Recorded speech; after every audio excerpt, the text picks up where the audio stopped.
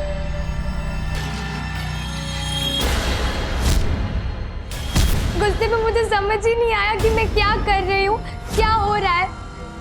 बाद में मैं बहुत डर गई, बहुत खून बह रहा था। 2-3 घंटे वेट किया मैंने, लेकिन खून रुका ही नहीं। उसके बाद मैंने बाथरूम में ले जाके उसे पानी से भी धोया, लेकिन खून नहीं रुक रहा था। उसके बाद मैंने उसे कूड़ेदान में फेंक दिया। कसम से साहब, कसम से मैं उसे मारना नहीं चाहती थी, गलती से हो गया मुझसे। वो तो मैंने खबर छपी हुई देखी, इसीलिए मैं उसे हॉस्पिटल में मिलने आई थी। साहब मैं उसको मारना नहीं चाहती थी, अच्छी लगती थी मेरे को, वो बहुत अच्छी थी वो। इस मामले में जांच द्वारा आखिरकार पुलिस ने 10 लोगों को देह व्यापार, बाल शोषण तथा अन्य आरोपों में गिरफ्तार किया।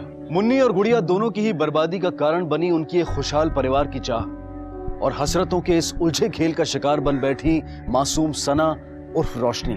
लालच, वासना और पैसे के इस जाल में कोई 1 या 2 लोग गुनहगार नहीं थे। इन सब के साथ गुनहगार था वो समाज जो गरीबी में जीते इस तबके से मुंह मोड़कर उनकी उपेक्षा करता है। अब मैं अनूप सोनी आपसे विदा लेता हूं, फिर मुलाकात होगी अगले एपिसोड में एक और चौंका देने वाले केस के साथ। तब तक अपना और अपने परिवार का ख्याल रखें और देखते रहें क्राइम पेट्रोल डायल 100। सबक एक को सीख हम सबको। जय हिंद।